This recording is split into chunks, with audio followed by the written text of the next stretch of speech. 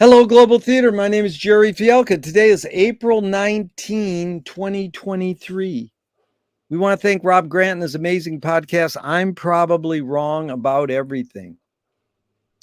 It's an honor and a pleasure to be here with Kurt Walrath. Is that the correct way to pronounce it, Kurt?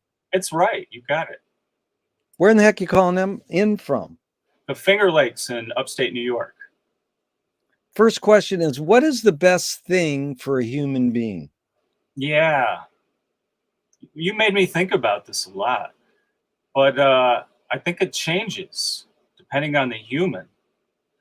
But I think the thing that I've heard that I believe is that it's two things, and one is being a part of a group, and that the other thing is story. So that the two most basic human things that we need to survive are the group and a story. Dude, what words, man. You're concise. What's your favorite form of information, how it comes into you? I like it visually with a person live, and then probably what we're doing here in terms of YouTube as a close second in terms of contemporary. Like the things that I've learned the best has been one-on-one participating with a human, but that it's a very, very close second in some aspects with what you can discover on YouTube or, the internet. The internet, yeah, the direct experience is what you're talking about. And I mean, this is pretty dang direct experience. Right. Why do you think humans collect or gather information? To learn. Yeah. Do you think it's more innate or more invented, this need or want to collect information? I think it's innate. Yeah. Do thoughts create emotions? Boy, I think I can go both ways on that one, but I think so. And maybe emotions create thoughts as well. And then maybe it's just whatever we've decided are emotions, right? Maybe it's a genetic thing too.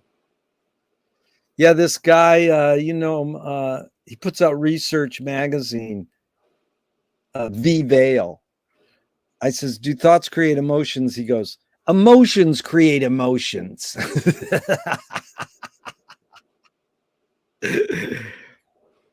Is thinking more innate or more invented? I think that it's the innate part, and what we invent with everything, the thinking part. We're all inventing something out of it. Fill in the blank, Kurt. I don't know what I think until I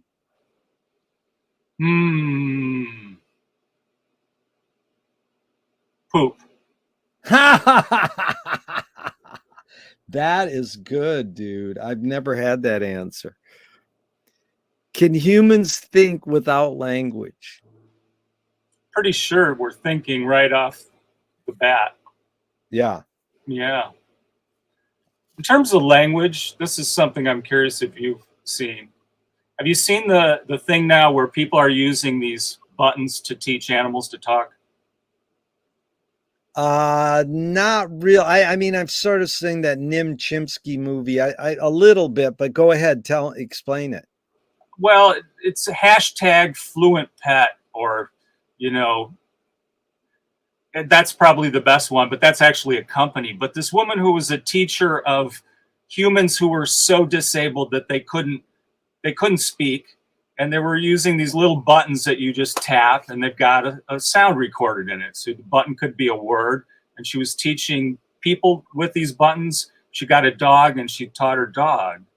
And then it caught on the internet, and a lot of people are doing this. So you get to see in real time dogs and cats thinking and answering questions, and it's amazing.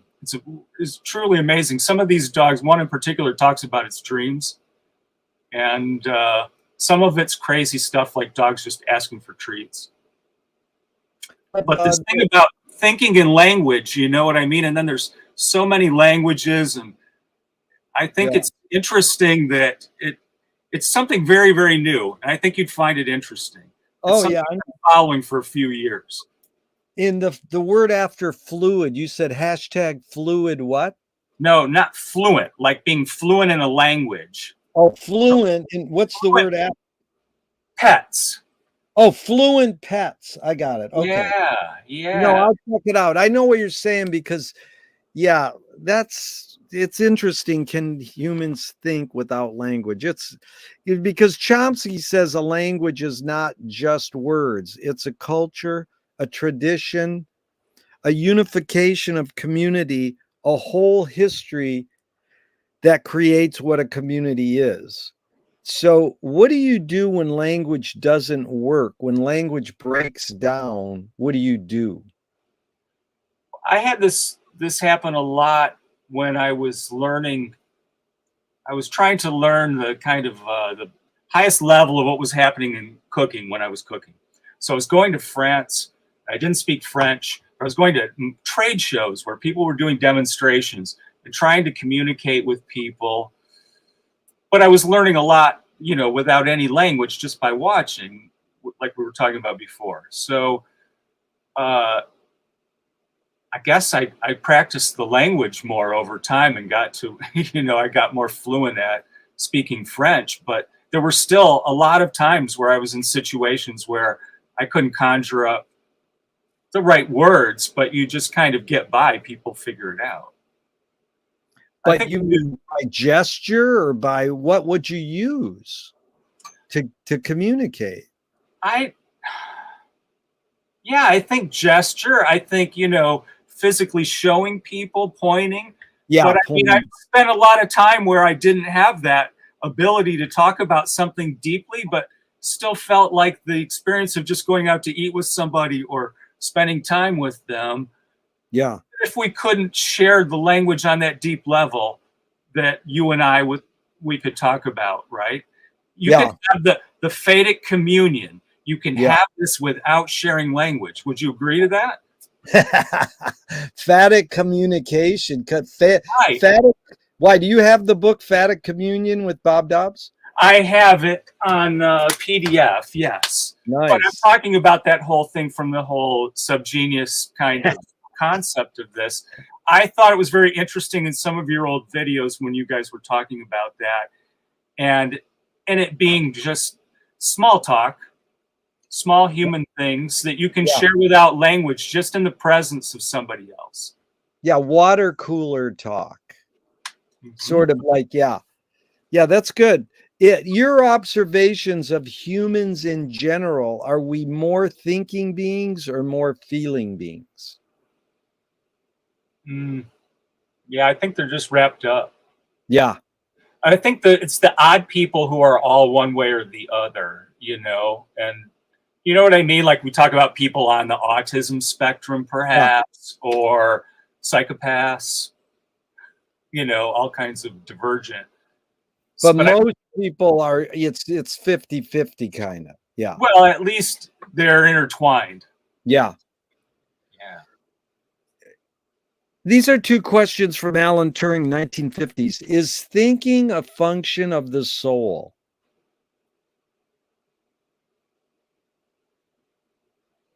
Yeah, I don't think I don't think I've got a good definition of soul. I don't think so, unless everything that's sentient has one, maybe. Yeah, I think the whole soul thing's wrapped up in some stuff that's like older stuff that I don't spend a lot of time thinking about. The second Turing question is, can machines think? Yeah, this part's pretty interesting now, don't you think, with the Chat GPT? Oh, yeah. Yeah, so my best understanding of this is that the machines aren't thinking at all.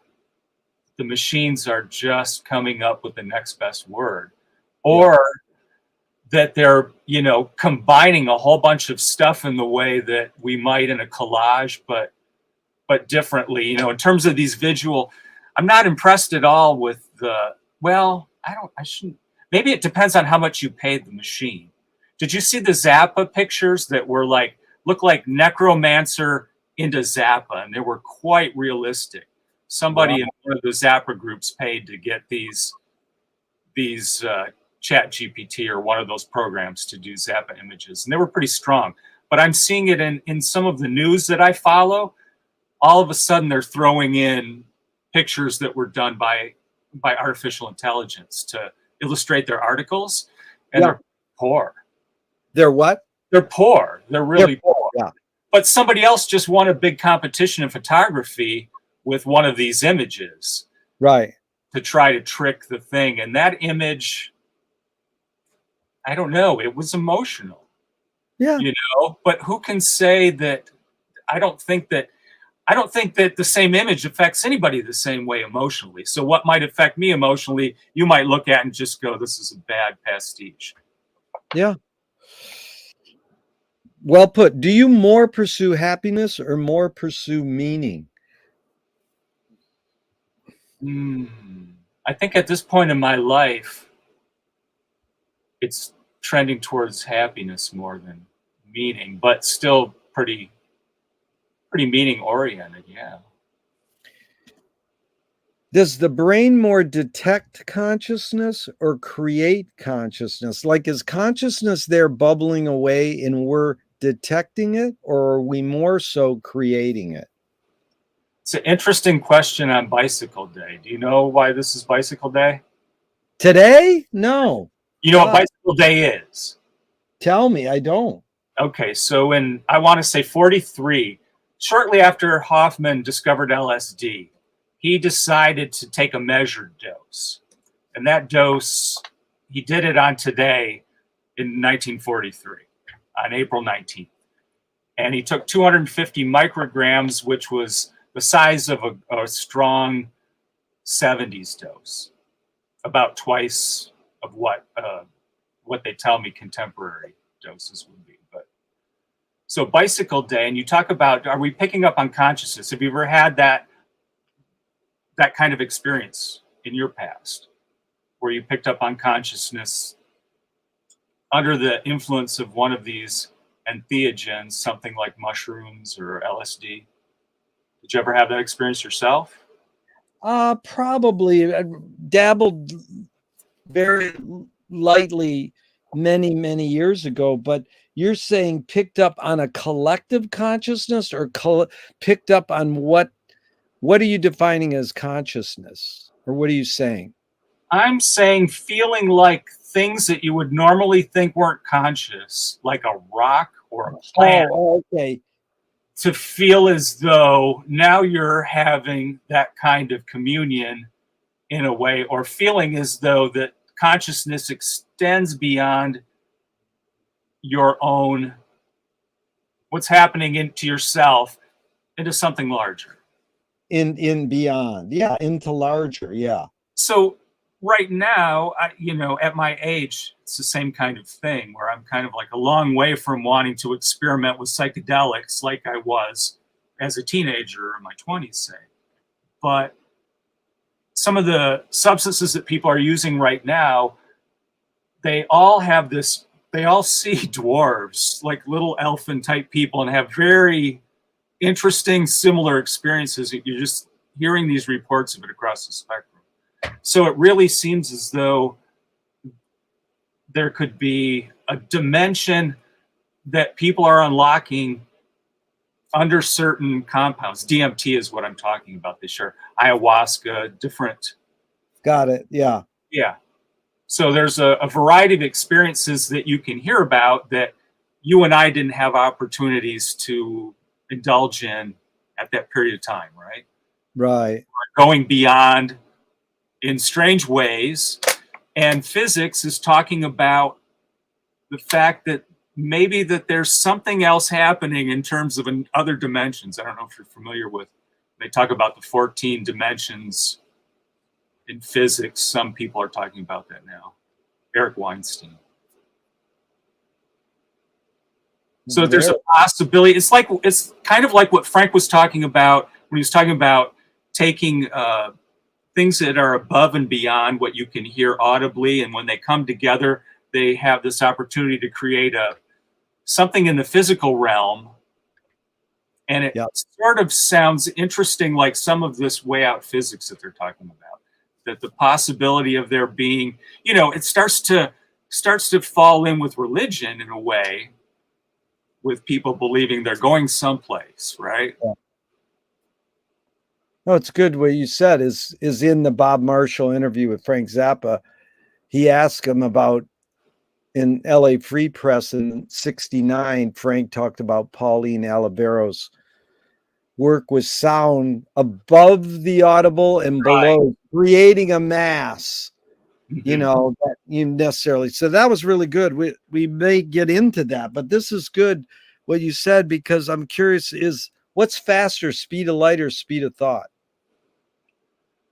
I don't think that there's any way for us to, like, we can totally get speed of thought. Speed of light, I think, is something that you and I can't grok. So I think speed of thought's as fast as it can go. And we know that sometimes it can go very fast and very far, and other times be really, you know, pulled in. And it's not the same every day, right? Yeah. Well, Kurt, there's no right or wrong answers to any of these questions, but that one you got right. you should hear how many people think speed of light is faster than speed of thought. I said, come on, speed of thought's way faster than speed of light. But it's because they're grounded in science. And they go, well, we can see, you said it in other words, most people think we can rate the speed of light. We think we can, and we've developed some sort of system. But speed of thought is like, anyways, it's sort of an obscure question like most of mine. Well, here's Audre Lorde, the poet. You can't dismantle the master's house using the master's tools. Yvonne Rainer responded to her and said, you can if you expose the tools. What new tool do you suggest? Okay. Ooh. It'll never get through in 4 minutes, but I have this idea for a tool. Okay. Do you know what Tinder is? The idea behind Tinder, where you've got an app, shows you everybody close to you who you are interested in sexually, who wants to have sex. So you can go on there and immediately. A dating platform? Right. So, but imagine if there was an advanced kind of, like all the apps and things we use, but you could dial the algorithm into your own settings that had nothing to do with money, making anyone money for any reason. And imagine if you had that Tinder-like thing where you could go, I want to talk right now about Marshall McLuhan. Yeah. Everybody who wants to do that right now, all I've got to do is look at my app and I see, are they close? We can connect. But imagine the tool behind this that I'd like to see is if we could trade our time this way. And bring community, because I think our culture has like pushed community to the very far edges as a tool to bring community back, because I think a lot of us have time to share, but not the opportunity because the community's been broken. Good. That's what really I want to bring in. That's have you heard of Clubhouse? Yeah. Is that, it's sort of like Clubhouse, but you're saying, it seems like it's sort of like what you said is Zoom. No, what I'm saying is that for every kind of different social media, to have something on the outside that's disconnected from it, because all of these other things are all about making money at some level. Right. Ultimately, it's about making money. And I'm talking about having it to be not about making money, and I could dial in my algorithm to whatever I was interested in, not what somebody wants to push on me. Yeah, I got what you're saying, but it's also Zoom does give 40 minutes free. So that's somewhat, it's that you have to, so it's, I can do Zooms 5 times a week and have it free, and there's no money involved. It's just that you're saying the other ingredient is being able to attract the people to come into your Zoom and discuss your topic at the time you set up. But more than that, it would be that when you would look on your thing and see who near you wanted to play music, or who near you wanted to have a meal, who was hungry, who needed something, who had something to share. Right, to bring community in, and you would see it in that way, like how close are they, Have I got time Yeah. to talk to this person, do this, do that, and a new way to connect that way? You know what it is? It's the Venice Boardwalk, dude. Well, every time I ride my bike, I'm doing exactly what you just said. yeah. It is very much that. But you know, the musicians have their tip jar out. So there is money involved, but some musicians don't play, they don't need to have money collected. But there's an energy that's happening there that's bigger than the people. Wouldn't you agree on right there? There's a source of energy, and not every place is like that in the world. And some places are really extreme, and you're in one of them. No, it's really magical, and it's funny that I abandoned our hometown, Flint, Michigan, and came to Venice for the last 43 years. And when I go to Flint, I'm like, you abandoned your homeland. And it was like, well, I do feel that. And it's like sort of sad. It's like, you should have stayed. But what you just talked about is so intense, Kurt, because nobody, I mean, one guy, this harmonica player who's taught in Notre Dame for 30 years, you would love him. He said, what new tool do you suggest? He says, the next one I find on the path when I'm walking along. Like, it wasn't like, AI or, I mean, it's more about inventing a new tool. So, I mean, what new toy do you suggest? Ooh. A new toy? I think for almost everybody, this would be the new toy. And what I've been trying to do since I stopped working is connect with nature. And that new toy would be at whatever level you can do it. Yeah. Yeah. That's smart. What do you worry about when you go to bed at night? Oh, God. No. I don't know. I don't think most of the time I'm not worried maybe about, waking up with a backache. Yeah. I don't worry about much. That's good. McLuhan learned from Ezra Pound that artists are the antenna of the race. They're broadcasting and detecting the hidden psychic effects of our inventions, so we might be able to cope with what we don't like about inventions.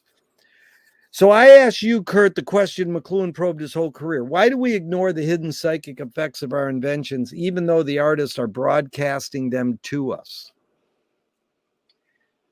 I think that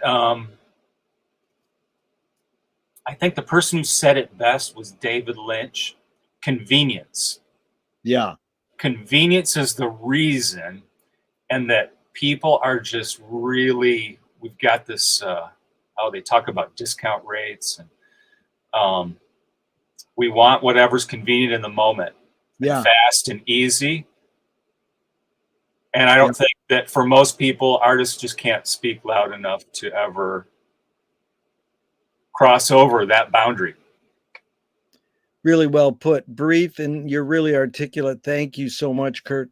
Do artists have moral obligation? I don't know. It's a weird thing after going to art school.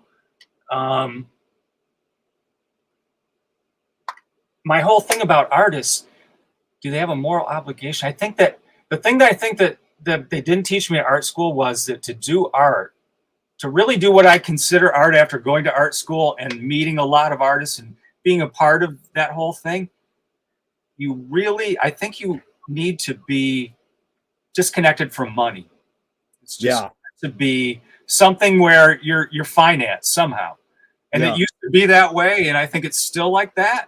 Yeah. Clearly, but it's not that everybody can actually do that.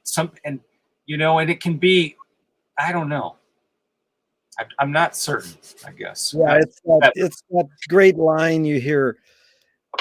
Yeah, you want to be an artist or a musician? Do you have something to fall back on? Because you're not necessarily going to make money doing it. And then it goes to Al Flipside said, don't sell out, sneak in. Then it goes to the Michigander, Paul Schrader, whose parents wouldn't let him see movies growing up. And then he wrote Taxi Driver. Uh-oh. So he said the role of the artist is to attempt to sell out but fail. Well, we were talking about this moral thing, and right now they're trying to cancel Picasso. I don't know if Yeah. you've seen any of that has happened. Just in the past week, I saw that. Yeah. So I don't think we can get into people's moral heads from a different generation. Yeah. And I don't think that's what's going on with art mostly. Although maybe, in contemporary time, maybe a lot of it was. Do you think that Duchamp's work was moral? Was talking about morality at all? Or other art at that period of time? That is a great question. Morality and Duchamp. Let's just say Duchamp, because look at the guy the Spanish guy who did all that stuff about war. That was clearly moral kind of art, right? Yeah. But was Duchamp's work moral? Was something like, any of it? Maybe even, have you ever been to the Philadelphia Museum and seen his last piece? I know about it well. I have not been there, but I should. I mean, that's a good example. You're looking through a peephole at a woman in a spread eagle in a nature setting. Yeah. Well, he did the photograph with the naked woman, Eve Babbitts in Pasadena playing chess. So but in all of the reading I did, I don't recall morality being an issue behind his work per se. I think it's a hidden thing, but it's hard to suss it out. I mean, if you dug deep, it's good that you've studied him because he is my favorite. He ruined art, and thank God art needed ruining. But I think that's a really big topic. We should do a whole salon on morality and Duchamp. I like that. Well, let's carry on. That's a good thing. We'll get around to this deeper. Can you conjure up your earliest memory ever or one of them? Yeah. Was being in the back of a car being driven around in Flint, Michigan at night and seeing it through the, like imagine somebody had you laid down in the back seat to sleep, but you weren't. And you're driving through downtown. Heavy. Is memory more a curse or more a blessing?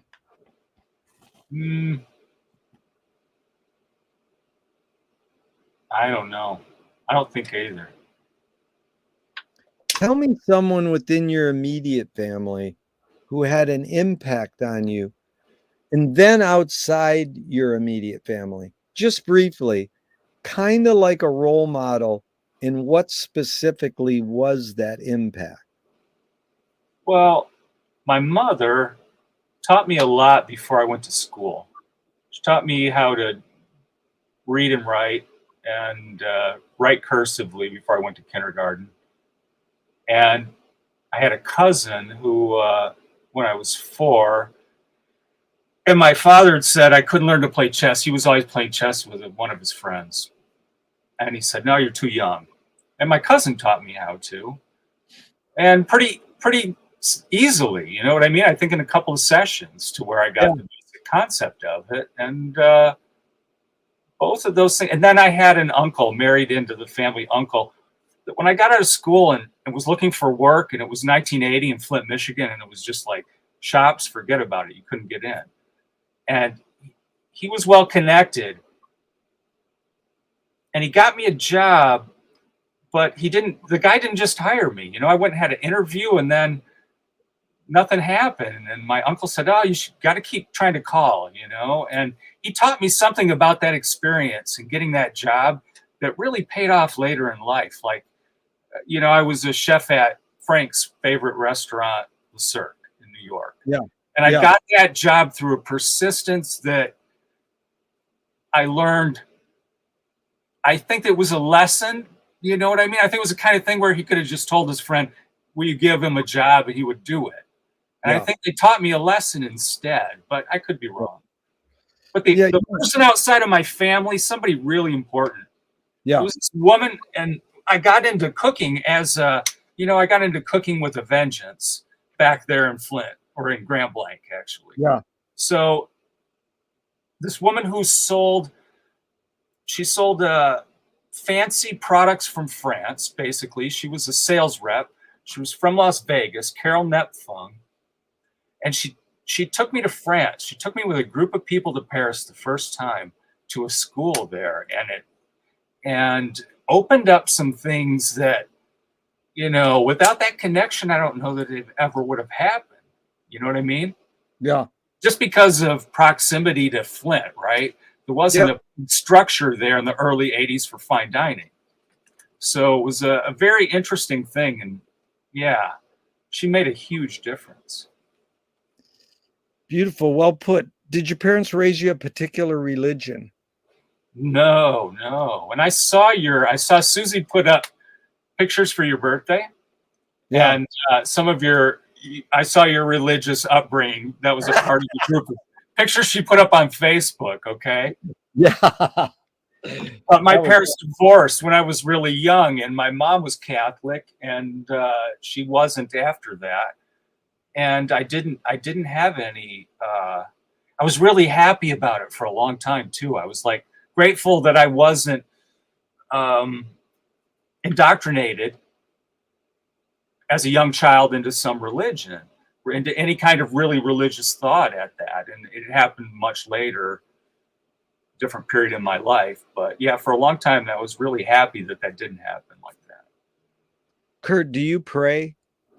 No, I don't think in the way that that you would think of in terms of religious prayer, although I had a period of my life where I tried that real hard. Are you familiar with SRF, Yogananda, the Yogananda stuff that's going around? Maybe you've stumbled across some of the things there. I have not. Okay, so it's big around LA, and it was just a kind of an obscure Eastern thought kind of thing from back in the early part of the 20th century that's centered right around you.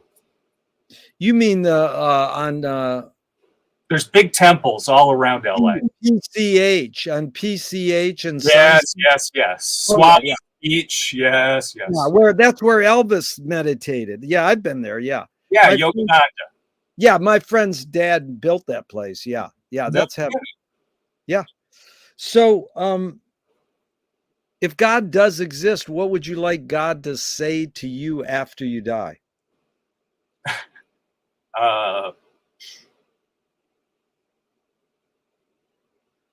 I can't imagine. Can't imagine that happening anymore. Do evil people exist, or does evil use people as a vehicle? Yeah, I think they exist. Is it like a thing? I don't think it's a thing like you'd see in David Lynch's movies where it, is like, like in The Bug, in the Return of Twin Peaks, where that bug goes up and gets in the girl's mouth. Remember that? Yeah. And enters her like that. You know what I mean? I think it exists, but not in that same way. And I think what you were talking about was sort of like, is it like that? Yeah. Is it like in the Bible? It's funny how I word it. It is a weird wording on that question, but really the hidden question is, how do you advise someone to deal with an enemy? And a few people, Alan Watts says, if you acknowledge your enemy, you empower them. Another Michigander-born Coppola stole from the mob and the samurais, keep your friends close and your enemies closer. JFK said, forgive your enemy, but don't forget their name. And Fellini says, I need an enemy. So it's a lot of thoughts, Kurt, but the basic question is, how do you advise someone to deal with an enemy? But first, how would you respond to Alan Watts? If you acknowledge your enemy, you empower them. I think that there was a lot of psychological, there was a book that was really popular when I was a kid, Power of Positive Thinking. You know what I mean? There was that's in that vein. I have friends that I can think of that you would just never hear a bad thing come out of their mouth. And maybe that's a good thing. And then there are people like me who are probably too cynical or, but I think that yeah, I think that acknowledging it is important too. You know, I think there's a big thing with people keeping stuff in the closet, right? Yeah. Sort of like Jung in the shadow, but you know, it goes a little into this area too.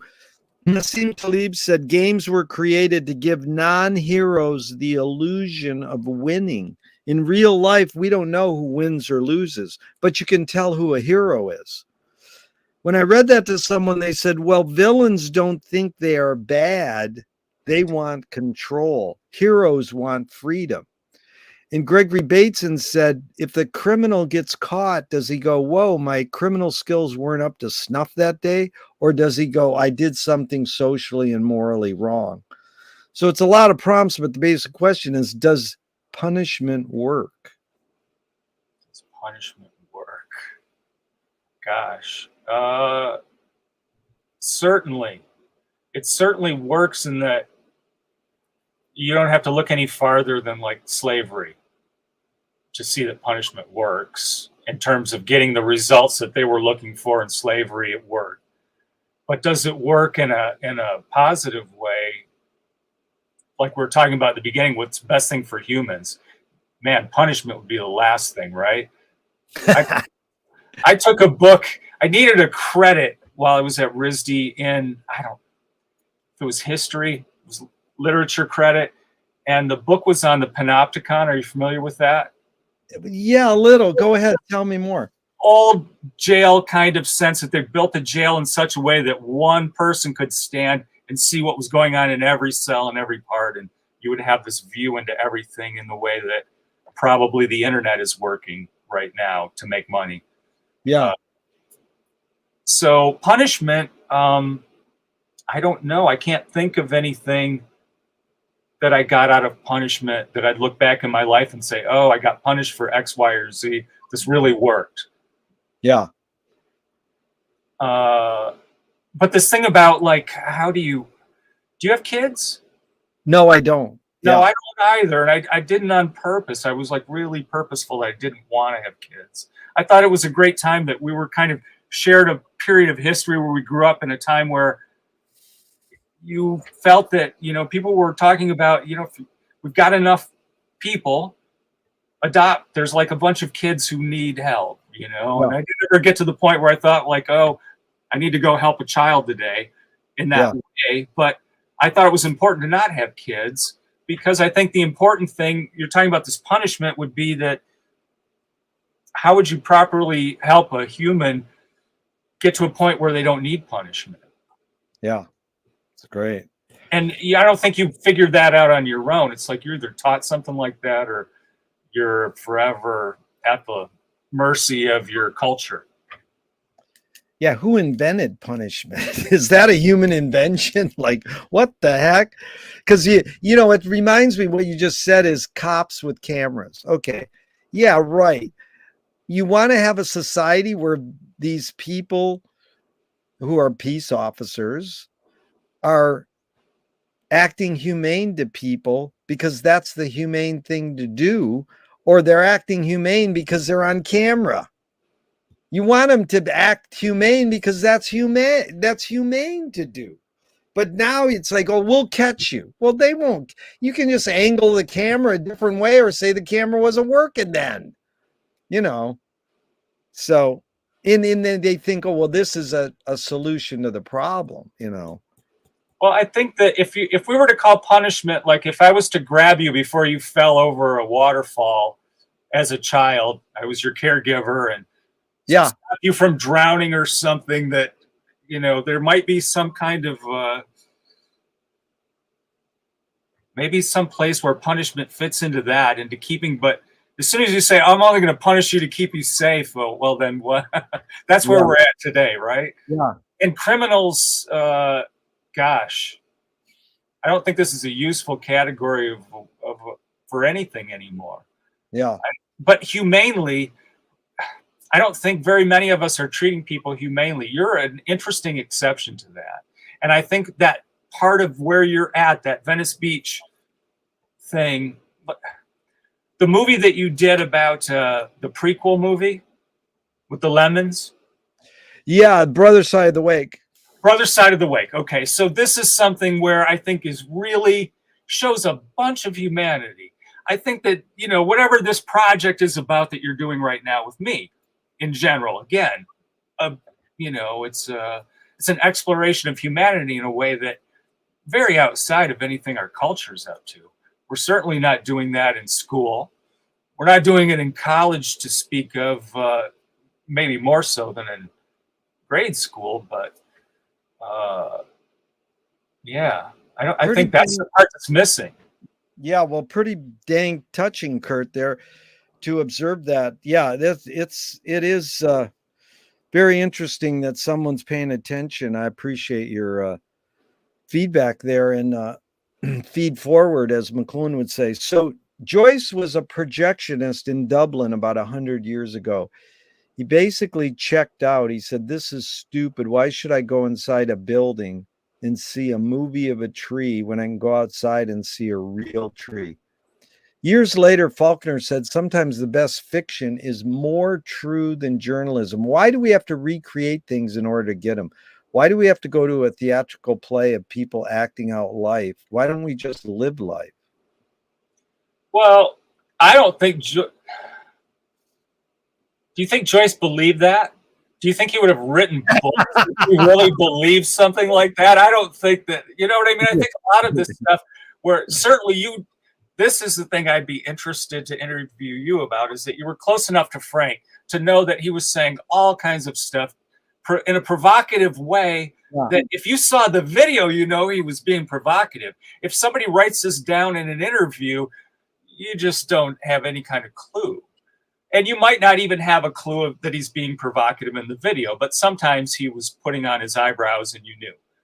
But yeah. I don't think that, you know, obviously this thing about the tree is that different movies are going to show you trees in different ways. You know, that, and that's why, oh, and I wanted to ask you about this. When you were doing that thing in the brother side and you're pulling off the film. Yeah. Pulling off the film. Any of that related to the cartoon thing that was going on? There was a cartoon image of that from when we were children. I don't remember which cartoon character was doing that, but I just wondered if that was your inspiration. Right. Yeah. You mean like maybe Bugs Bunny or some Tex Avery cartoon, they were pulling film out of the projector or something?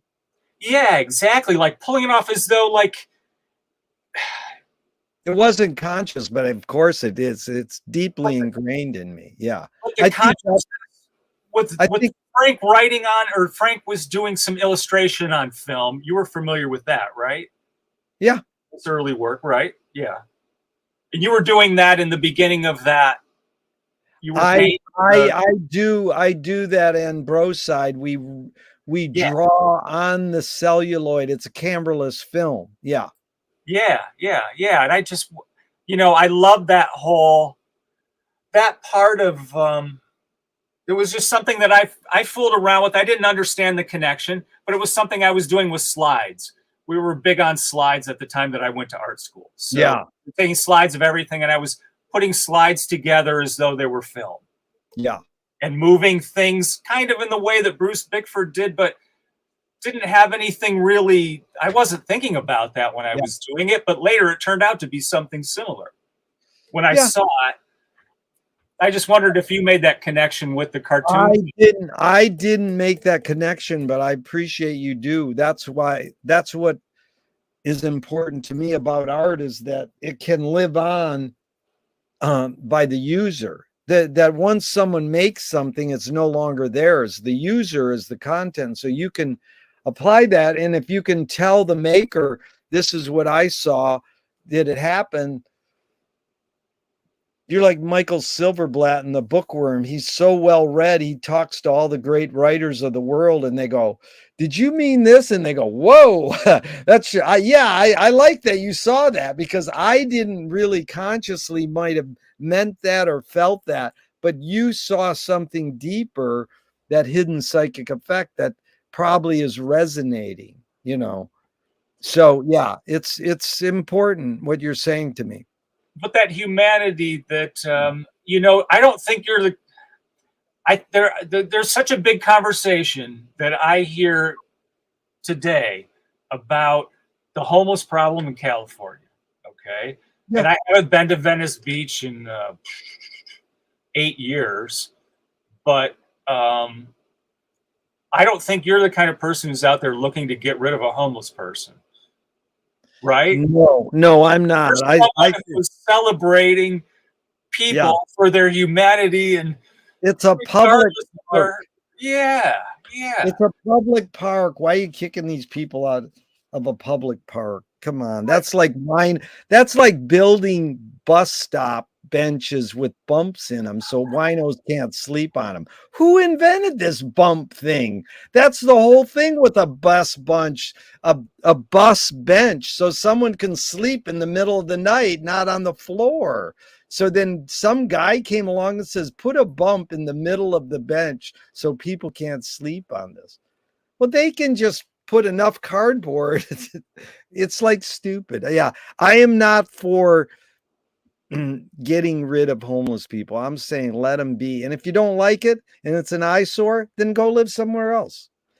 And if they break into your house and steal your shit, well, there's normal criminals who are breaking in your house and stealing shit too. So yeah, I'm definitely of that ilk, and it's not politically correct. You're supposed to say, well, let's go back to Duchamp. You're supposed to say, this is a problem. Let's discuss the solutions. And Duchamp says, there's no solution because there's no problem.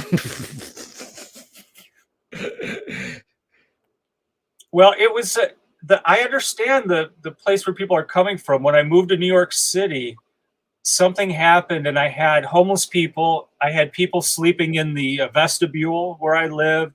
Yeah, I had people who were aggressive and wanting money. Yeah, and I realized after a period of time that I came from a culture where I always had a car wrapped around me and really didn't have that. I wasn't up close and personal. Like when I moved to New York and then had to start walking to the subway, taking the subway, walking to work from the subway, there was something going on that, without a car wrapped around you, that's an insulation that it's a big insulation, right? It's thousands of pounds we drag around, insulating us, and a little bit of convenience, right? It's faster than walking for sure, or a bike, but it's that bike day. Well, no, to finish that LSD bicycle day is because when Hoffman took LSD, he bicycle. I want to make sure that's clear. Right. He rode home on his bike. Tripping. So today is bicycle day because Hoffman tripped and rode his bike. That's pretty cool. Yeah, it was his second trip, and he measured the dose, as opposed to the first time it was an accident, I guess. Maybe he had it on his finger and licked it. And he measured dose, yeah. But he thought it was going to be minuscule, and it turned out that it was what they would call a heroic dose. Yeah. A God dose. Yeah. Well, it is because you brought up bicycle again. Yeah. I mean, here's the funny thing about being raised in Flint, Michigan. My dad was able to work for GM and send 4 kids to college so that one of his kids could grow up and say cars suck and learn why do cars suck. Because he gave me the ability to have an education that I could come to that conclusion. Now, you can't say that in the McLuhan world because cars have services and disservices. And the only place you see a sign where it says cars suck is in a motorcycle repair shop. So everything sucks and doesn't suck. It's how we deal with it. But I'm curious, Kurt, what first kicked you over the tipping point to pursue being a chef? And then, I mean, for real, like I'm going to do this for real. And then what first was your tipping point to go study art at WedsDAY, and specifically glass? What were the 2 tipping points? Well, the first tipping point was I had this horrible freebasing cocaine problem in my 20s. And I went and spent a long time in treatment out in Minnesota. And it was there that I started thinking about, okay, what am I going to do in my future with my life? And I thought, okay, I had experience. I'd worked in pizzerias. I had some cooking experience. I saw that it was possible to be considered a kind of an elevated career at that time. It wasn't a big deal then, but it was starting to become a big deal. Yeah. And I thought that, but that tipping point was like, oh God, I need a new career. Yeah. I was sick. I grew up sick, and smoking marijuana, when I got exposed to that, made me feel better, but it wasn't a medical thing then, right? And to have enough marijuana to smoke, you had to sell some to your friends. Yeah. At a certain point in time, the drug war started, and the marijuana stopped coming from outside, and they started shoveling cocaine into to replace it. And I was just kind of like, oh, it feels really good in the beginning. And then later on, you can't do anything else. Yeah. So I needed something new to take up my this whole thing. And chefing, I was looking at a magazine that I picked up in the airport, flying out to the treatment center, and it was about cooking. And it was the very beginning of chefing taking off in that way, and me coming home from that experience. I didn't do it right away. I went and worked at a factory for about a year, and had to get really exhausted with that work. And then, in the meantime, somebody took that first place that I worked making pizza and turned it into fine dining in Grand Lake. And a chef from Detroit to work there. And I went there, I was the same kind of deal. I said, all right, I'll take whatever. They offered me a busboy job. I said, I want to go in the kitchen, but I'll take the busboy job. And there was soon enough, there was an opportunity. Boom, I'm in the kitchen. Wow. The whole staff walked out. They brought in a new chef, and I was the only person ready to go. Wow. Yeah, it was very strange. And then what was the tipping point to go into glass in particular and go to RISD? That's pretty hard. Is it hard to get in RISD? Well, I think it is, but it wasn't hard for me to get in because I had some opportunities, and I had some artistic background that, an experience. But the tipping point for that was that I was really successful as a chef, and the money didn't seem to be worth it. It just, it just didn't seem to be worth the time and the energy that you put in. It was the kind of job that just kept you day and night. And I was just driven all the time. So I spent my spare time working on competitions and things. I didn't take time off and vacation. It was just all one thing. And then the tipping point was I had this message from the universe early that don't chase after money. And I would get sucked into chasing after it over and over, many different times in my life. But that was a period of time when I was making really good money, and I thought, this isn't doing it. You could double it, you could triple it. Making it bigger isn't going to make me happier. And I thought that artistic expression might make me happier. And so I just said, boom, I'm going to stop and follow something new. And that part I think is pretty fun and pretty interesting to be able to do that. Change directions. Not many people will change directions. They just kind of stick with that one thing. Well, I heard once a statistic that people change their career every 10 years, but I don't know. I know what you're saying. A lot of people stick with their calling or their career for many years, but I'm curious because I call it culinary art. I mean, in right near Clio and Pearson Roads at Civic Park, not far from That's there. where I grew up. Yeah. No, at Civic Park, I took cooking for boys and I was learning culinary art. What we learned how to make is peanut brittle and pancakes. And I was started making macrobiotic pancakes. So I always treated cooking as a culinary art form. Mm-hmm. So then going into glass blowing and RISD, highbrow art college, that was, you were doing art to art, it was just the mediums changed. So then you end up in New York and you work at Frank Zappa's favorite restaurant. Let's go into Frank a little. Did you have encounters with Frank ever? No, I went to concerts, but he wasn't coming to New York. I was at Le Cirque in 91, 92, and he was already sick then. And if he was there, it would have been on some reason I was gone. But there were a lot of... You knew the reputation that he loved it. Yeah, but only after the fact. I read about it after the fact. Not that there was always a lot of big artists coming through and famous people, but I never made anything for him. He never came in while I was there. What music of Frank's did you start with? What was the first album you started with, and who turned you on to it? So when you mentioned the Macrobiotics, were you familiar on Detroit Street with the cafe? It was called Merlin's Retreat. No, but go ahead. Tell me about it. It was a health food place when I was a kid, and it probably started about the time you probably went to Ann Arbor for school. Yeah. But across the street from it was a place called the Touch Boutique, which was a head shop. I did go to Touch Boutique. Yeah. So the guys at the Touch Boutique, well, WTAC was playing that shortened version of the Yellow Snow song. Yeah. And that would have been my first exposure. And then at the Touch Boutique, Apostrophe, an overnight sensation, hanging out in the back room with those people, smoking weed and listening to those albums. And at that time, you couldn't go buy Frank's old music in the 70s. The stuff would sell out.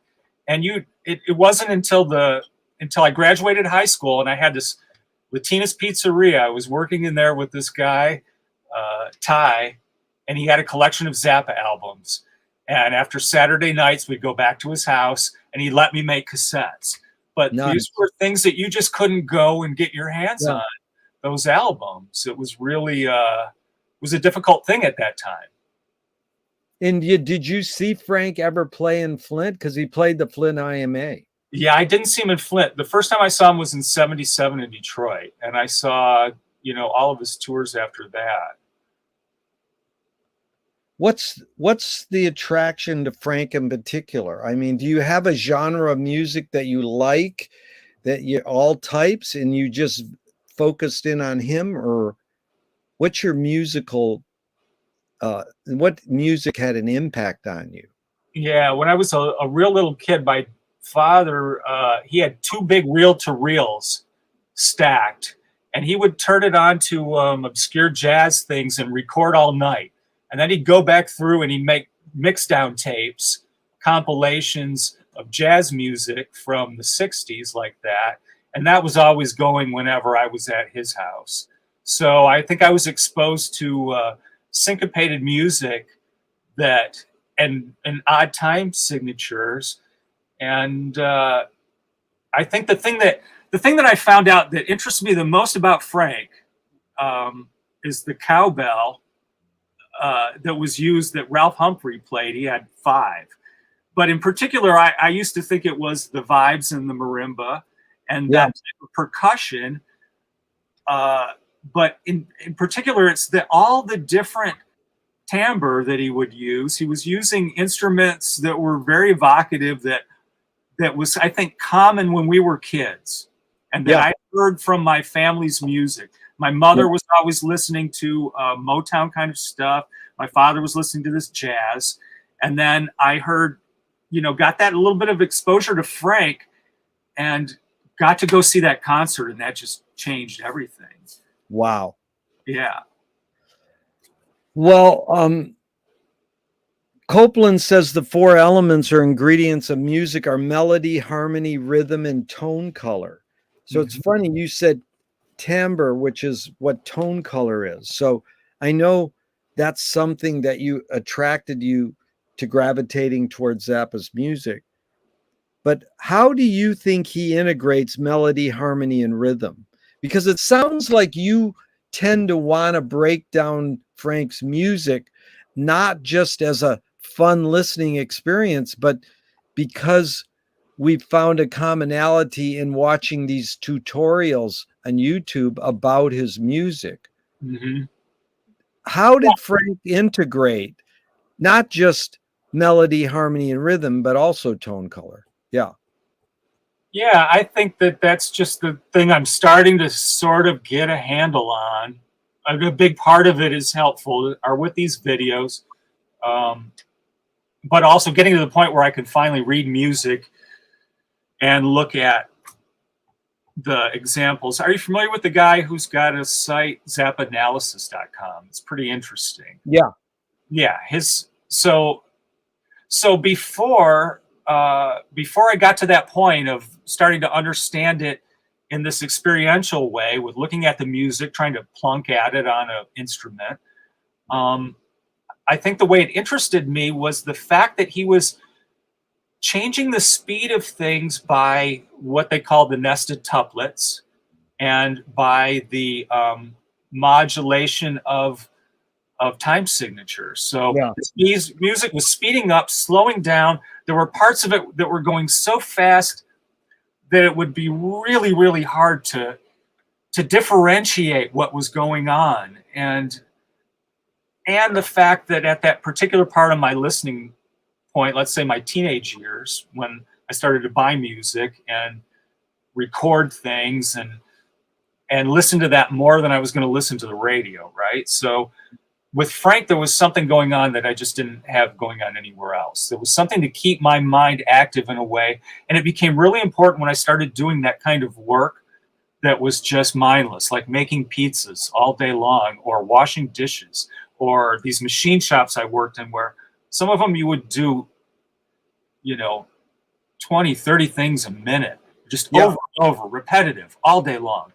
Yeah. And I could play that music in my head, at a time before Walkmans. I could listen to Frank's albums over and over, and it would just be always keep me happy in a time that was pretty miserable, right? Without headphones, you had a soundtrack going on. Exactly. It's like I could replay his music, and it was interesting enough that I would want to. Yeah. Yeah, it's pretty amazing. Another friend says the 3 T's of music are taste, technique, and theory. So technique is, learning how to play all those fast notes on the marimba. Theory is knowing what chord structure, taste. How does one acquire taste? Yeah, I think it only happens through trying stuff. So I think that was the lucky thing, was that my mother was listening to stuff in the car that was good. Motown kind of things were like going on when I was a kid, and there was a lot of, it was good, it was well done music. And then my grandmother, a whole different kind of era, right? I was hearing 30s and 40s music. And my father, I was hearing the jazz stuff. I think we had I think the 70s, 60s, end of the 60s, into the 70s was, for me, that time that everything was the best. And like today, just very little. I mean, I do hear things that are interesting, but the popular stuff just doesn't seem interesting at all to me. I don't know. You really sussed out that word taste. But taste for food, same thing. You wouldn't know taste for food from growing up in Flint until you start to eat elsewhere. I mean, forget about it. Not when we grew up there. Yeah, but it is interesting because you said your grandmother, your mom, and your dad. So you gave this big, comprehensive view of the exposure. But McLuhan says song is slowed down speech. The reason cultures have different musical taste is ultimately connected to language difference. Any comment? It seems like that when you listen to some other types of music. Frank talks about that a lot in terms of his, I can't think of what he calls it, but it was like the thing I put on your answering machine. Yeah. When I was singing to you about you and Bob. So that kind of talk, being that he was making his, it's that German word. It's singing and talking at the same time. Right. So that part of it is very interesting that Frank talked about that in terms of that modulation of time in his music, and that the timing is everything in that to me. I mean, that it's all way out. It's, you know, it's all stimulating, but the timing for me in particular, and then that particular thing of like getting it to down to in that period of time that there were two drummers and Ralph was doubling Bruce marimba parts on cowbell. And that is really like the thing. If there was one thing in Frank's music that gets to me the best, that's those cowbells. Wow, that's heavy. I like that. Yeah. And so what's more fundamental, music or language? Well, certainly language was for me, but I don't think that was the case, you know. And you familiar with the Traffic song "Roll Right Stones"? I want to revisit it. Roll, R-O-L-L? Right, R-I-G-H-T, Stones. And it was supposed to be about the Stonehenge, but they were singing about what was it like to hear their sounds, like what was their music like. That's what he was interested in that song. Was, we know they were making music, right? Flutes are some of the oldest artifacts that we've ever found. Yeah. What was their sense of timing like, right? Like timing, like speech, like culture, like our society is imposed upon us in music in a way that Frank went very differently at it, right? But imagine that something was going on back then that we beat out of people like left-handedness. It's an amazing concept, what you just told me. And you said you're implying Stevie Winwood wrote the song, or you don't know who's the songwriter? Oh, well, he's singing it. No, I don't know who wrote it, but that's I'm looking forward to looking it up, because it leads perfectly, Kurt, into this question. What was the motive of the cave artist? Meaning, what was the motive of the cave musicians and the cave dancers and the cave artists? Because really all we got documented is the art, but they were also doing music and dance, but we don't have real documentation. So it's more or less, what was your hunch or guess? My first guess is that it's like graffiti, but the interesting thing is that there's been a study on symbols in the cave art domain that the current thought around it now, that the study about it now is that it's some of the earliest forms of language, what they believe. They were symbolic things that get repeated, and I think that people are starting to decipher that in ways that it was something that the handprints and the bisons were the thing that we focused on, but that there are symbolic things going on there too. And nobody knows for sure the timing of any of that, so it's strange. Yet two of my film heroes have this mantra. George Manupelli started the Ann Arbor Film Festival 61 years ago. His is ignore yourself. Jonas Mekas says there is no self-expression. And Cecil Taylor, the great jazz pianist, who Frank listed in Freak Out as an influence, said, I'm just a vehicle and this stuff just comes through me. Is art making, music making more self-expression, or more you're a vehicle for whatever technologies, cultures, and environments are dominant?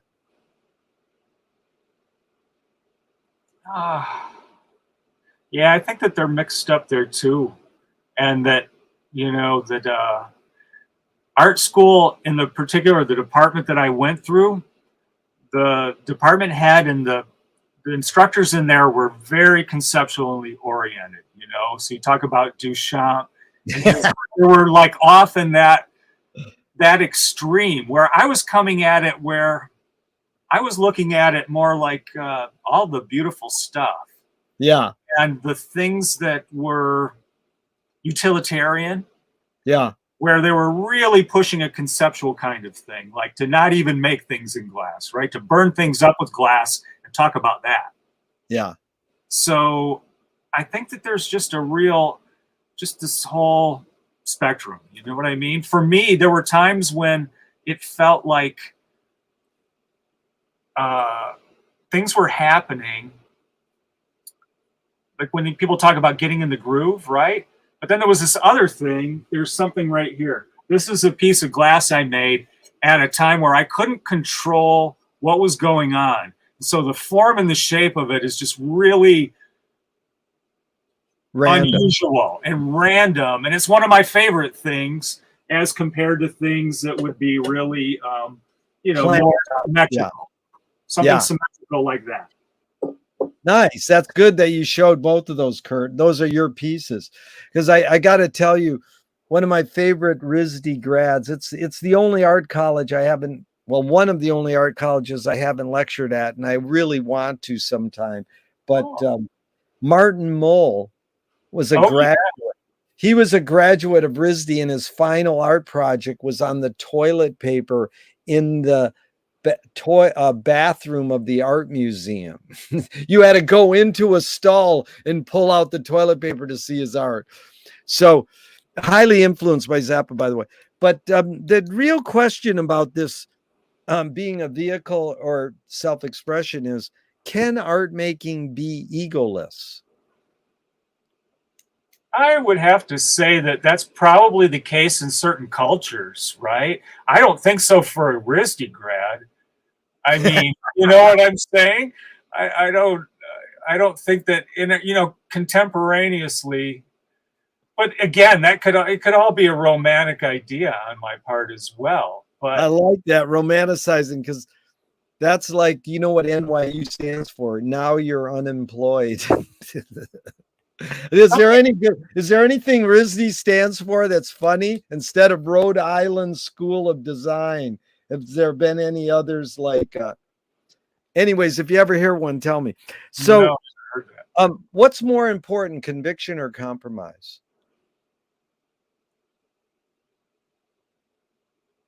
Man, today I'd say compromise, probably. There doesn't seem to be enough of that, I would think. It's a great answer. It's the answer I love to hear. T.S. Eliot said poetry's outing your inner dialogue. What language is your inner dialogue in? Cannabis. That is good. When I was a pot smoker, I called it herbal knowledge. Now I call it herbal ignorance. I flipped. But is perception reality?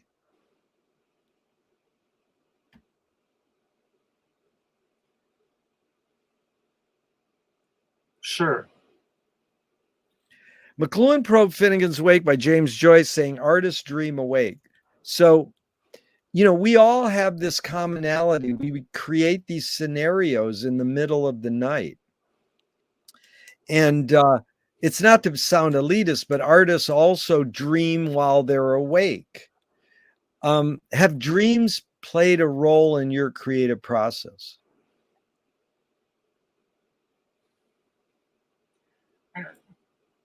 I don't know. Probably, I would think so, but weird inspiration for me is probably more likely to just come through strange connections than wake up with a dream of something, I would guess. But dreaming too, I had dreams about art that just, I would say, you know what I mean? I made a lot of things, right? After getting out of art school, I made things, I sold things, I gave things away. WedsDAY was great and to get you into touch with stuff. I had a drawing class where I found an abandoned building and I bought a chainsaw and I cut down all the trees around it and took pictures of it.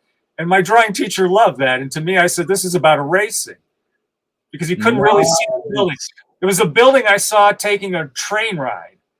And I was like, wow, that's the coolest. It happened to be an old fire station. And it was just abandoned and it was just covered, with new growth trees all around it. You could just barely make it out from the railroad tracks.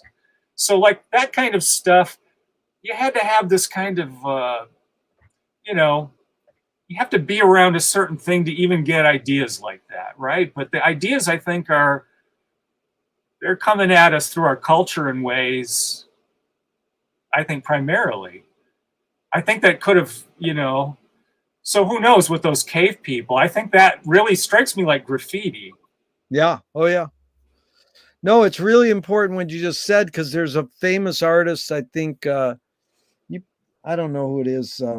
He bought uh, he bought a Kandinsky pencil sketch, and then his piece of art was erasing it.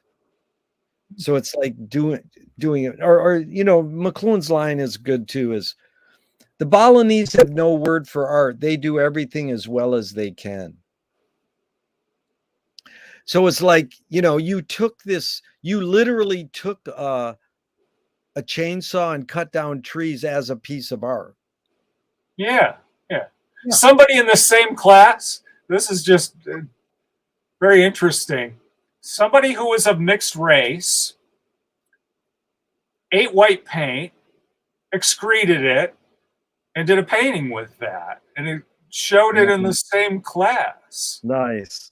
Was a very, you know what I mean, coming at things, but still it was a RISD kind of a thing. You know what I mean? It was, yeah, not heavy, just explorative, playful, maybe conceptual. It's not. I went there wanting to, you know, make sculpture the way that, who was the famous French guy? Rodin, right? That would have been like my highest ideal in sculpture was Rodin. Yeah. That was not you know, I kind of like clashed against a wall with RISD in a way. It was very interesting. Did you ever explore Blood on the Canvas, the piece of soundtrack Frank made with Eric Bogosian? No, I don't think so. Oh, dude, you got to look that up, man. Blood on the Canvas is Eric Bogosian, who became an actor. Yeah. He was a performance artist who became an actor. He was in Oliver Stone's radio film. And he hired Frank, which was weird because Frank wasn't for hire, but he hired Frank to do the soundtrack for a radio show where they had all these artists doing 1-hour radio performances. And Eric's was, he wrote a play about a art gallery owner in Soho or New York who wanted to have a big splashy opening for his art gallery or his bar, or his, you know, it was a bar or restaurant where artists hung out. So he wanted a big splashy opening. Now I performance artist in here. And he said, sure, I can get this guy. He'll put down a blank canvas and chop his dick off, and the blood will spill all over the canvas. And it's called Blood on the Canvas. And man, when Eric submitted it and Frank said, okay, I'll do it. And he did a Synclavier soundtrack. And when they submitted it to Mocha, they said, nope, sorry, we won't air that one. But it's on YouTube. I don't know where it is. I mean, you know all these sources better than me. It's probably on Zapateers, but it's got to be on one of those. It's got to be written up in one of the Zappa history things, whether it exists. I mean, I sat there once and listened to it with Frank and Eric, but you know, I don't recall much of the details. I know it as a phenomenon that freaked out, you know, because Frank's not treated in the art world as being, you know, a performance artist, a pantomime. And indeed, he is deep into all that, but he didn't label himself. I mean, now you can watch on YouTube him reading the talking asshole part of Naked Lunch. Right. And that's like that. We knew that existed, but, you know, I'm sure these people poo-pooed him. Anyways, go ahead. Yeah. I wanted to ask you about, this is something through your tapes with Bob. I want to say this where I heard of it recently when I was going down that rabbit hole, was that at Frank's place that you guys were watching Mary Hartman and Fernwood Tonight, Martin Mull's show. Was it, did I hear about that through your tapes or no? Was it I don't recall anything about that, but yeah, send me the source. It's interesting. I don't remember everything, but I think you mean Frank was watching it and we talked about it at night, but I guess you wouldn't have been working there that late. Might have been band members saying that after concerts, or that people who were working in the studio with him late saying that he enjoyed both of those shows. Oh, I can imagine that. Yeah. I didn't watch it with him. Okay. But that sounds like something. Yeah. That was Manipian satire at its best in that era of TV. Oh yeah, and the Gong Show. Well, I know why maybe too is Tommy Tedesco on Tommy Tedesco is the most recorded guitarist in the history of the world, and he played on a Zappa album, and he was sort of a comedian, and Frank loved him, and Frank made a mention of Tommy Tedesco being on the Gong Show in a pink tutu. Oh. And Tommy was in the house band on Fernwood Tonight. Could have been that crossover too. And then Tommy's son made the Wrecking Crew documentary. Gotcha, right. Which has an amazing photograph of Frank. If you watch the whole Wrecking Crew, they don't really mention Frank, but at the very end, there's a slight moment where they show a picture of Frank. Okay. Because I was able to ask Shelly Manne, one of the greatest jazz drummers who played on Lumpy Gravy, what was it like playing with Frank? And he says, that dude knew what he wanted and got what he wanted. And that's pretty high praise coming from somebody like Shelly Manne, because I also talked to Pete Chrislieb. Oh, yeah. Him and his dad, I think, are the only father-son team that ever played with Frank. I've never sussed out anyone else besides Frank and Dweezil, Pete Chrislieb, and I forgot he's either the son or the father, but they both played. I says, what was it like playing with Frank? He says, dude, he came into the Lumpy Gravy sessions and he looked like the office supply delivery boy. And he had a Les Paul in one hand and a conducting stick in the other. Wow. Tom Waits mentions the sun a lot in his music. He mentions who? The son, the Chrislieb's son. Oh, Tom Waits played with the Chrislieb's son. Yeah. Yes, yeah. Yeah. Oh, yeah. Yeah, he jokes about him on Nighthawks, I want to say, maybe. Oh, yeah. You know, Nighthawks has that great picture of Herbie Cohen on the cover. Do you know that? I didn't know that was Herbie Cohen. That's Herbie Cohen right there. Yeah. Was Frank mad at him afterwards? In the end, they had a falling out. Yeah. It's a great Tom Waits story. But you know, Herbie Cohen was a gun runner. No, I didn't know. Well, it's in David Wally's book about Frank, and Tom Waits was in Ann Arbor. And I went up to him on the street. I ran into him before the concert. I says, what happened with Herbie Cohen and Frank? And Tom Waits went, they got divorced. It's one of my great remembrances of quotes. I like Waits, but, you know, he admitted he's a clone of Beefheart mid-career. He just said, okay, I can clone Beefheart. Lewis Carroll says, I believe as many as 6 impossible things before breakfast. Have you believed in any impossible things lately?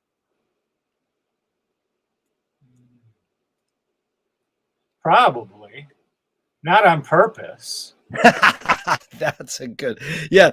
Someone I was curious if you listened to, Sun Ra, was quoted in New Yorker magazine. The impossible attracts me because everything possible has been done and the world didn't change. But I'm curious, Kurt, who are your second and third music people? I mean, are you exclusively Frank, but who's some of your other people in the music world that you can continue to turn to? I mean, you almost implied Waits was one of them. Anybody else?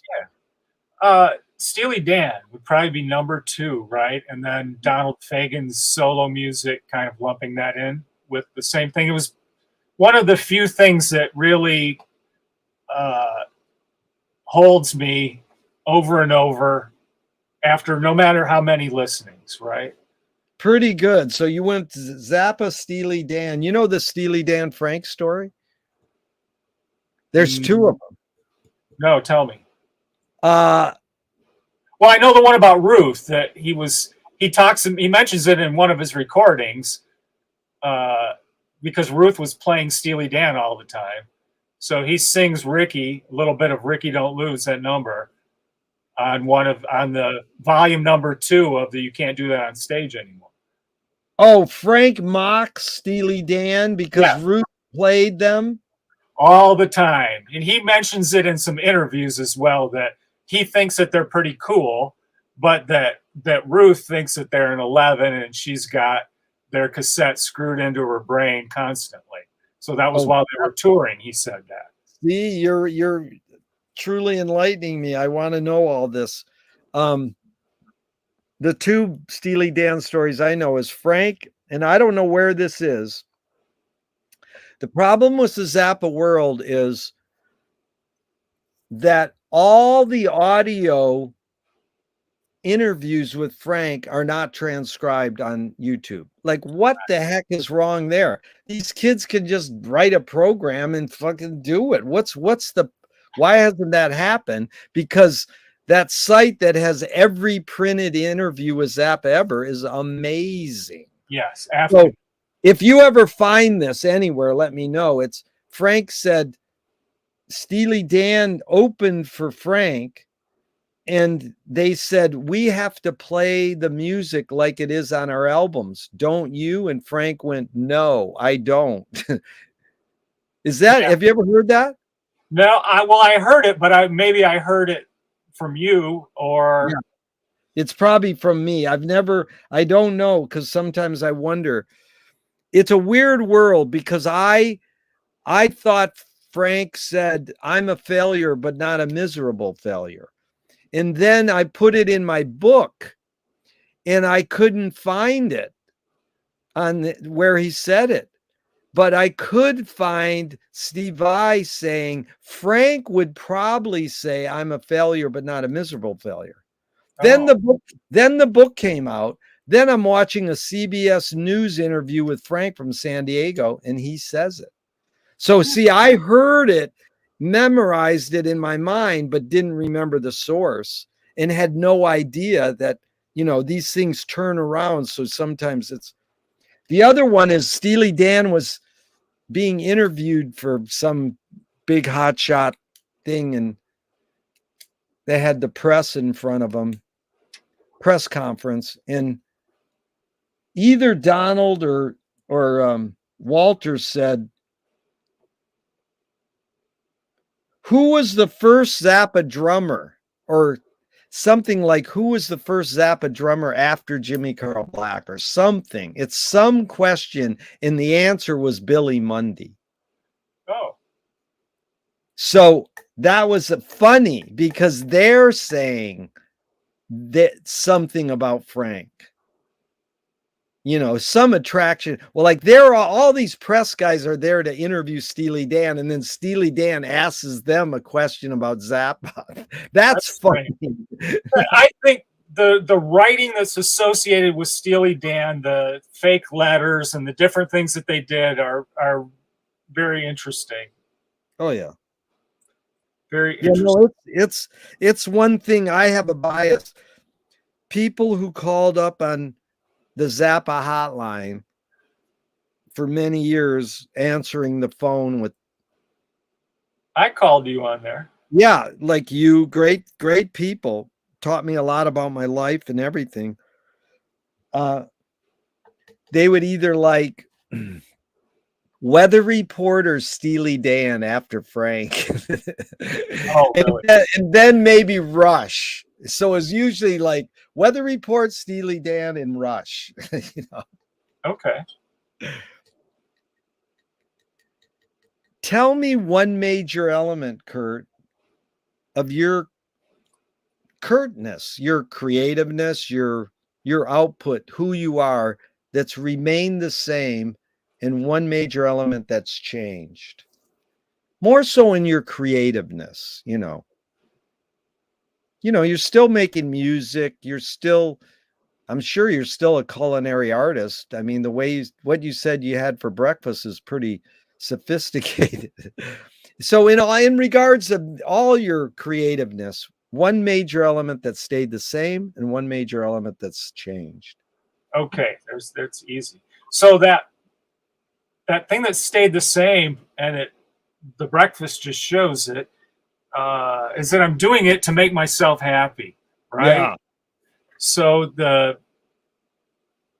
Nate Hagens, I try to give you a quote. I won't get it right. Nate Hagens is somebody with a website, though. He's got a YouTube channel, and it's called The Great Simplification.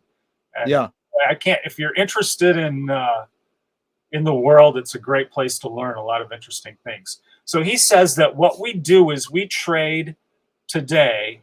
What we're doing with money, we've got these artificial representations of money, and we use them to manufacture these micro liters of serotonin to try to regain the brain chemistry and the good feelings that our ancestors from 100,000 years ago felt, long before we had all this culture and all these other things wrapped up with it. Yeah.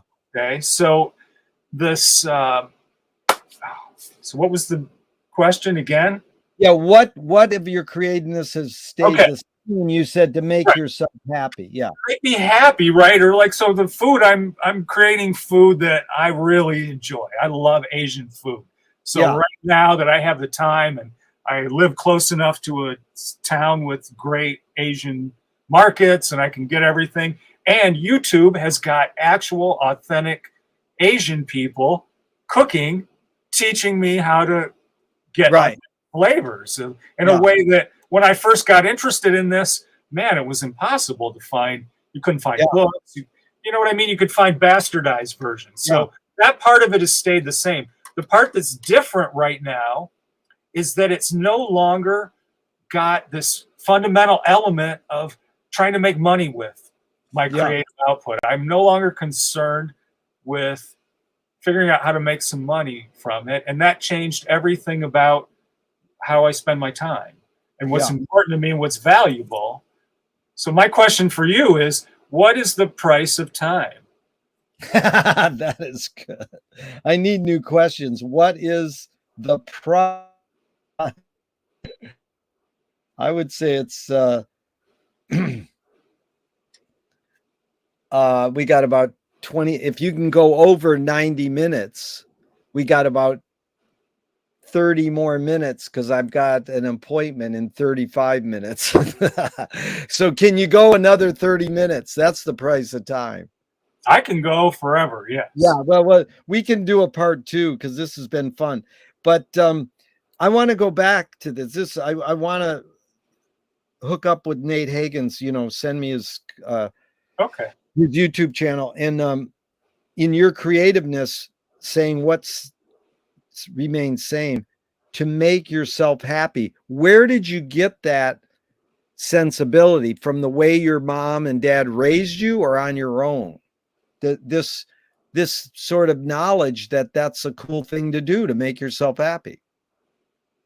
I don't know if it had anything to do with how I was raised per se. I mean, my mom did stuff that fostered something she did besides teaching me how to read was what I wanted to do was go to the library.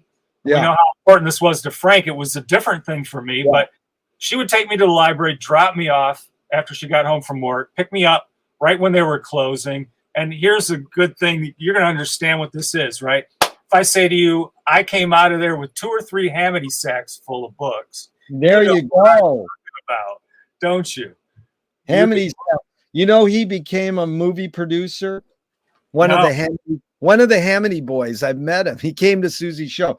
But what library was it in Flint? Do you remember? no, this was the Grand Blanc Public Library. Oh, the Grand Blanc Public Library. Yeah. Yep. And it was a new building. And that was my thing. Like I think probably once a week we would go. I'd spend the evening in there. I'd get all kinds of books. Yeah. And that was, that would be a big influence for that. Okay. So now what was the Kurt creativeness element that's changed over the years? Oh, I told you that part, the money part. Oh, the money part. Oh, I see. That was the Nate Hagen part. Okay.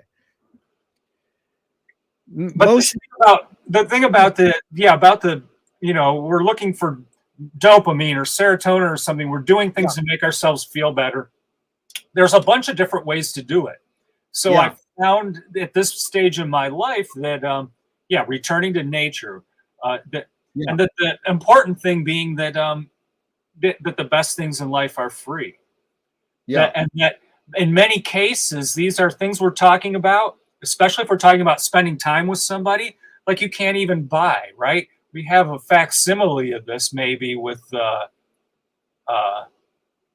maybe I could buy a very expensive guitar lesson with Dweezil Zappa, right? I could spend a little bit of time with him. But that isn't really the thing I'd like to spend time with Dweezil for, right?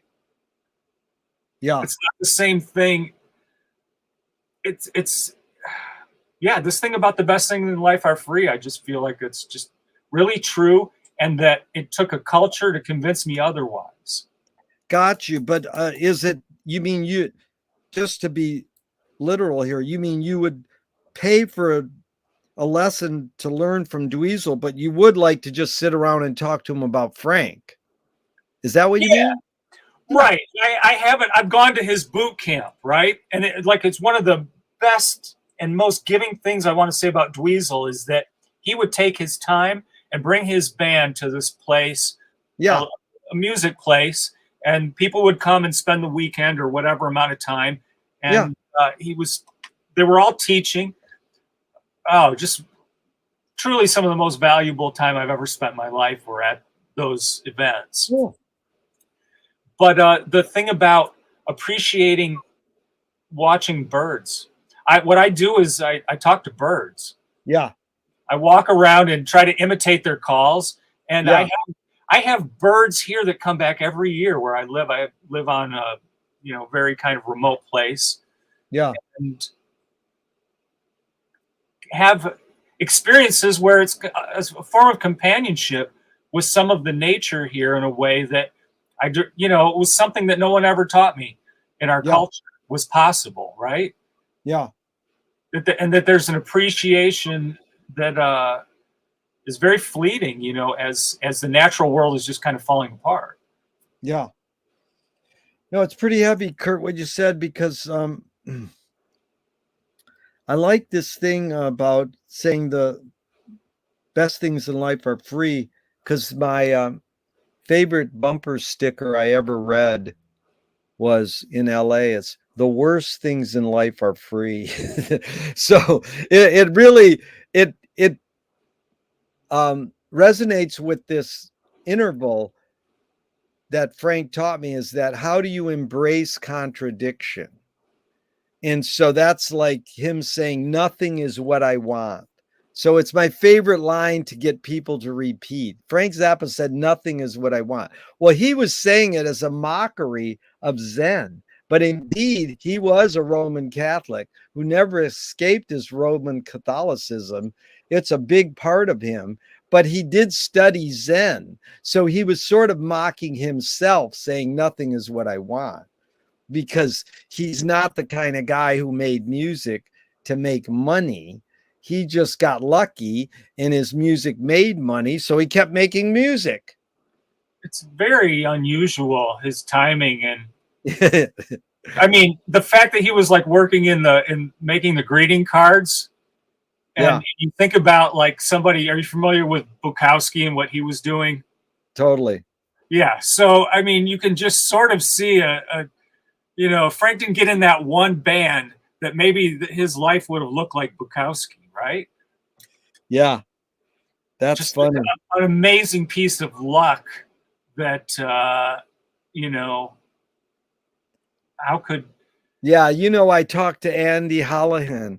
You've got to be in our Zappa Zooms. He's taught Zappa for 30 years at the University of Indiana. Really? And Brian Wilson, Zappa, Hendrix, and Country Blues. I mean, it's amazing. He told me, Frank said once, you might know this, I didn't know it. He said, I thought I was making hits all along. I must be stupid. That's what Frank said. And I was like, wow, Frank lived this world that he really thought he was writing hits. He wasn't writing music to be contrarian. In a way, he was, but that's cynical. I mean, some people criticize Frank and they call him he's a cynic, or like Keneally saying he attacked people on the some album. Like he said, he attacked all these people, meaning he made fun of them. Yes, he didn't attack them. I don't think that's the right verb you want to use, Mike. You want to make, he satirized them. Yes. But this is a perfect lead in into this question is you create what you resist. So that's a thought. Bob Goldthwait, the comedian, morphed it into you are what you hate. James Joyce said it's a curious thing how your mind is super saturated with the religion in which you say you disbelieve. And Louis Buñuel nailed it. He said, thank God I'm an atheist.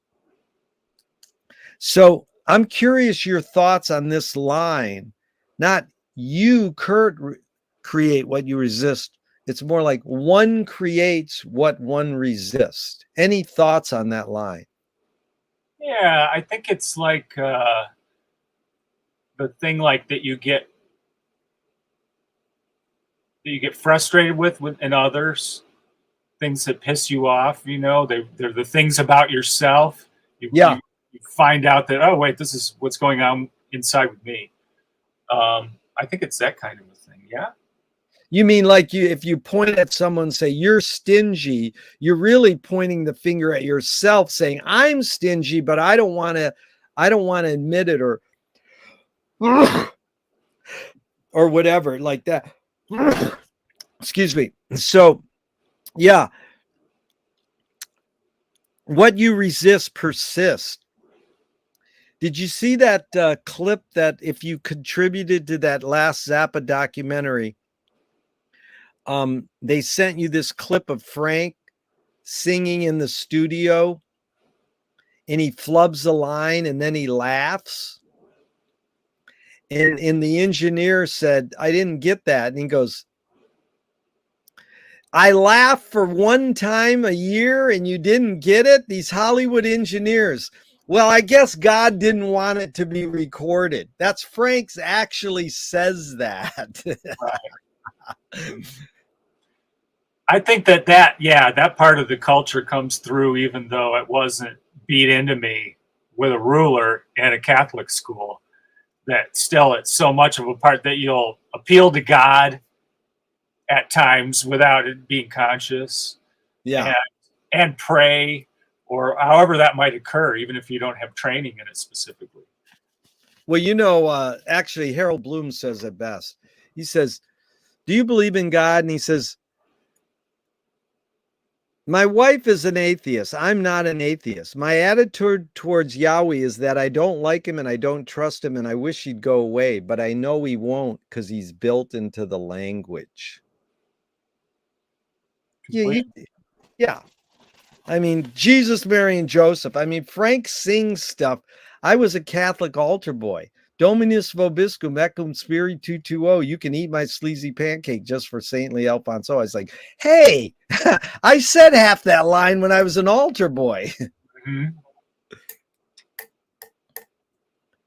How, if you were walking down the street today and you met yourself as a 12-year-old, what would you say to your 12-year-old self? Quit school. That is great advice, dude. What's the most significant difference between women and men, physical aside?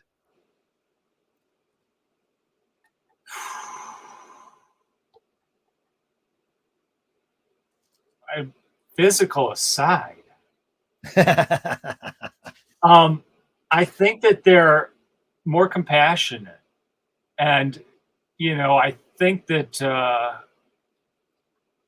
even if they're not mothers,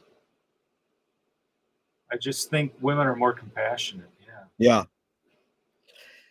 Anger can be a productive emotion when fill in the blank.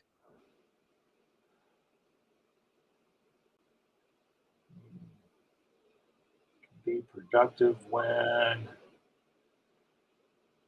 don't know. I guess when it inspires you, maybe. Do something angry. Yeah. Maybe can inspire you to. God, I would think that. Like, wouldn't you think that about Martin Luther King? Let's just say. Yeah. That anger, rechanneling it. Like you could take something angry to make you angry, but channel it into something. Gandhi, people like that. Yeah. Yeah. There. Like that. Kurt, these are 5 quick Alan Watts questions off the top of your head, just in a few words. 1, who started it all? Them. Are we going to make it? No. Where do we put it? Over there. Who's cleaning it up? They are. Is it serious?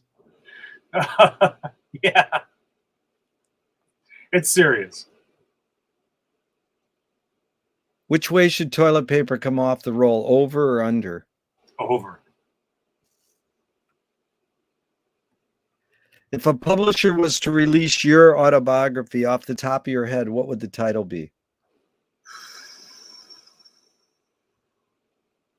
He wanted a blue bike. That is a good. Do you know Gilroy's Hardware? I remember the name, yes. I can't picture like a particular store though. My bike, more than one? My bike got ripped off in front of Gilroy's, man. I'll never forget that. That was heavy. Where was it? I don't know the name of that street, but if I knew it, you would know which street I'm talking about. Was it Pasadena? It could have been Pasadena. I have a friend in Flint. If we go to Flint, you would love. He drives you around and shows you everything. He's really a great guy. Okay, if a statue was built in your honor. Oh no, one more question about your autobiography. Then okay. Binding.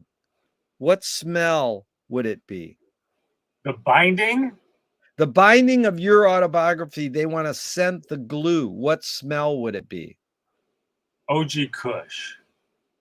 Nice. OG Kush. I like that. If a statue was built in your honor, where would you want it displayed and what would it be made of?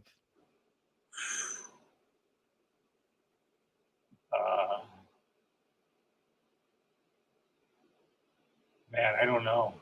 Can't imagine it. Can't even imagine it. Tell me something good you never had and you never want.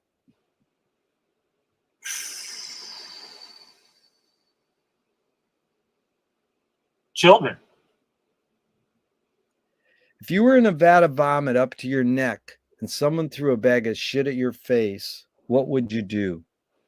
Duck. Holding your breath, of course, right? There you go. Do you just happened, I'm watching it. Do you watch have you watched the series about Better Call Saul? I haven't seen that. Tell me why. Well, it's the Breaking Bad prequel or sequel or whatever. Yeah. But just one of the episodes I was watching last night, the guy hides in a almost empty oil tank, and to not get killed, he has to like hold his breath and hide in the oil. Ooh. So it's very much like what you're just talking about. And he's, disgusting when he gets out, but he didn't die. Yeah. Yeah. Couple more and we're out of here, Kurt. It's really been fun. What's the cultural shift you see developing today that inspires you?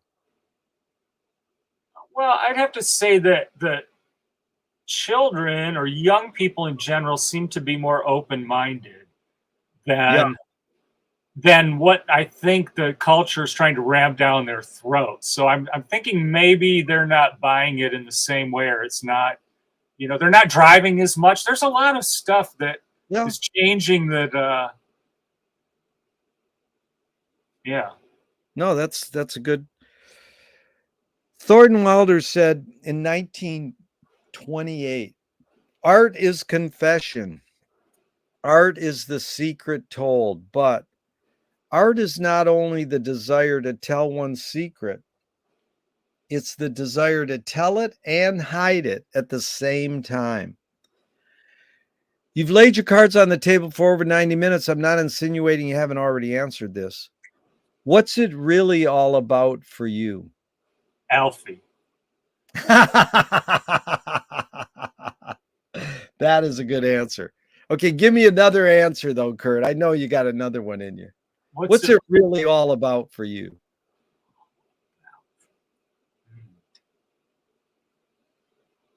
I don't know. I got like this, connections. That would be the thing I would say. Sure.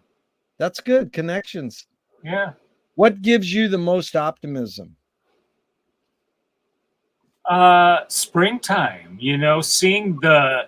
getting to see right now, like we're just right in it, the animals coming back, the trees going from dormant, the gardening that I do every year, and foraging for food and mushrooms, and all of these things, hidden learning, kind of, in a way. Hidden learning. Wow, that's a heavy term. I think that, that's more in that. I mean, that relates right down to trying to figure out whether you were Bob or not.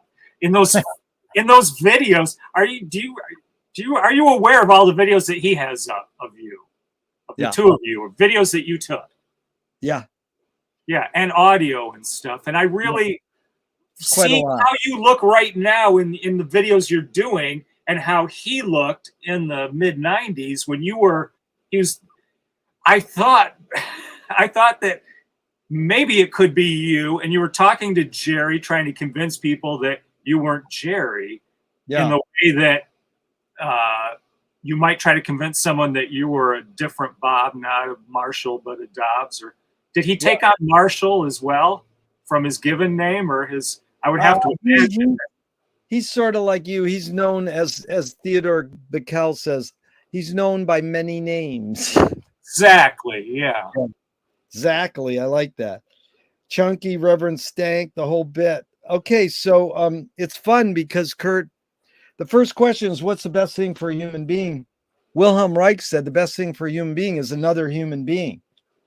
And it's funny, right off the bat, you said being part of a group in the story, the direct experience, one-on-one with a live person. And I like that. And then the last question is, what gives you the most optimism? It's the question they asked Groucho Marx at the end of his life. And he said, other people.